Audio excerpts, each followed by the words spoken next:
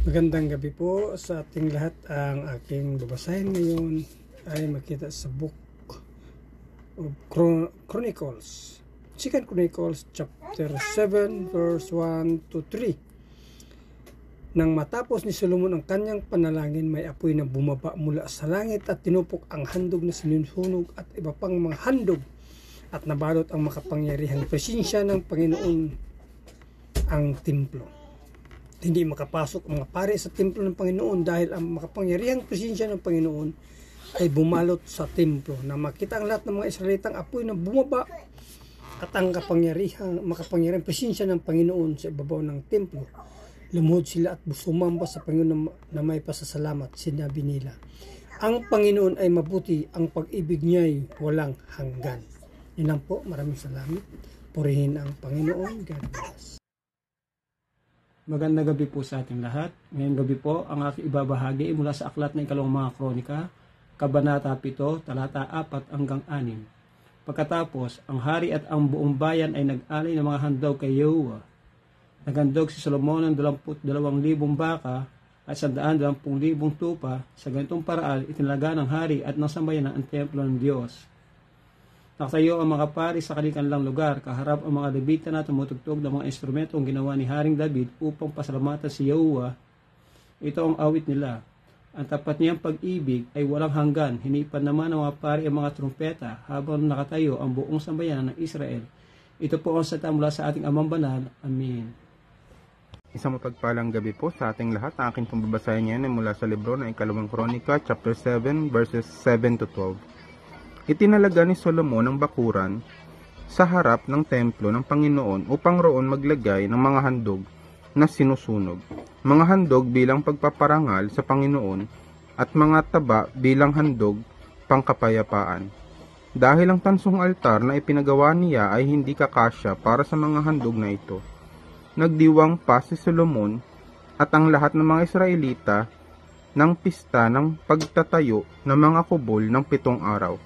Napakarami ng mga mamamayan na nagtipon mula sa Lebo Hamat sa gawing hilaga hanggang sa lambak ng Ehipto sa gawing timog. Nang ika-8 araw, ginanap nila ang huling pagtitipon dahil ipinagdiwang nila ang pagtatalaga ng altar ng 7 araw at ng pista ng pagtatayo ng mga kubol ng 7 araw. Kinabukasan, na siyang ika-23 araw ng ika-7 buwan, pinauwi ni Solomon ng mga tao. Umuwi silang may kagalakan dahil sa lahat ng kabutihang ginawa ng Panginoon kay David at kay Solomon at sa mga mamamayan niyang Israelita. Nagpakita ang Diyos kay Solomon. Nang matapos ni Solomon ang pagpapatayo ng templo ng Panginoon at ng kanyang palasyo, natapos niya ang lahat ng binalak niya para rito. At isang gabi, nagpakita sa kanya ang Panginoon at sinabi, narinig ko ang panalangin mo at pinili ko ang templong ito na lugar upang pag-alayan ng mga handog. Amen. God bless po. Isang mapagpalang gabi po sa ating lahat. Ang aking isi-share sa ating devotion ay makikita sa ikadalawang mga kronika, Kabanata 7, talata 13 hanggang 15. Ito po ang sinasabi. Halimbawang hindi ko paulanin o kaya naman magpadala ako ng mabalang sa lupa na kakain ng matanim o magpadala ako ng salot sa aking mga mamayan. At kung ang mamayan ko na aking tinawag ay magpakumbaba, manalangin, dumulog sa akin at tumalikod sa ginawa nilang kasamaan, diringgin ko sila mula sa langit at patatawarin ang kanilang kasalanan at pagpalain ko ulit pagpapalain ng kanilang lupain. Papansinin ko siya at pakikinggan ang kanilang mga panalangin sa lugar na ito. Ilang po. Maraming salamat. God bless. Hello po, good evening. Ang aking Bible verse for today is from 2 Chronicles chapter 7 verses 16 to 18. Pinili ko at iniuukol ang templong ito upang dito ako sambahin magpakailanman. Lagi kong babantayan at mamahalin ang templong ito magpakailanman. Kung mananatili kang tapat sa akin gaya ng iyong amang si David, kung susundin mo ang lahat kong mga utos at tuntunin. Patatatagin ko ang iyong paghahari. Tulad ng pangako ko sa iyong amang si David, hindi siya mawawalan ng anak na lalaki na maghahari sa Israel. Ang mabuting balita ng ating Panginoon. Muli po isang mapagpalang araw po muli sa ating lahat at para po sa pagpapatuloy sa ginagawa nating devotion sa bawat araw.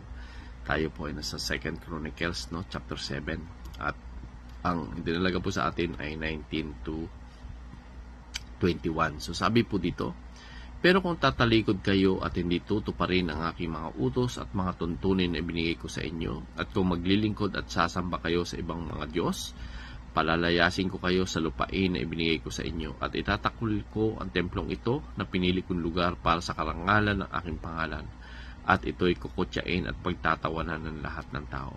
At kahit maganda tanyag ang templong ito, gigibain ko ito. Magugulat at magtataka ang lahat ng daraan dito at magsasabi, bakit ginawa ito ng Panginoon sa lupain at sa templong ito? Sasagot ang iba, dahil itinakwil nila ang Panginoon, ang Diyos ng kanilang mga ninuno na naglabas sa kanila sa Ehipto at naglingkod sila at sumamba sa ibang mga Diyos. Iyan ang dahilan kung bakit pinadalhan sila ng Panginoon ng mga kasamaang ito. So, purihin po ang Panginoon sa pagkakabasa po ng kanya pong salita.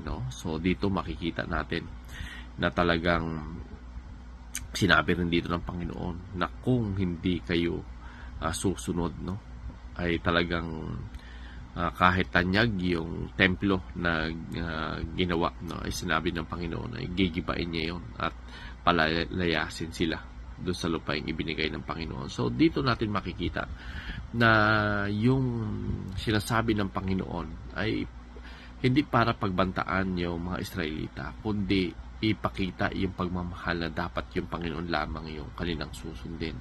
Dahil nga yung Panginoon ay tapat sa kanyang salita at kung sakaling hindi talaga sila susunod, ay talagang mangyayari sa kanila yung sinasabi ng Panginoon sapagkat yung salita ng Panginoon, ito po yan tapat, At kung sila naman ay susunod, talagang kabaligtaran nun yung lahat ang mangyayari. Kumbaga, laging pag-aalabin ng Panginoon yung saganang pamumuhay, na kumbaga talagang napakarami ng pangako ng Panginoon na kapag sila ay sumunod. So, mababasa po natin yan sa Deuteronomy chapter 28, yung mga pinapangako ng Panginoon kung sila ay susunod. So, dito makikita natin na yung pagsunod talaga sa Panginoon ay isa pong napakahalagang bagay, na ito yung magdudulot ng kasaganaan sa kanila. At siyempre, kahit patanyag yung pagkakagawa ng templo, sabi ng Panginoon, gigibain ito, kumbaga iaalaw ng Panginoon na magiba ito at para masabi ng mga taong magdaraan doon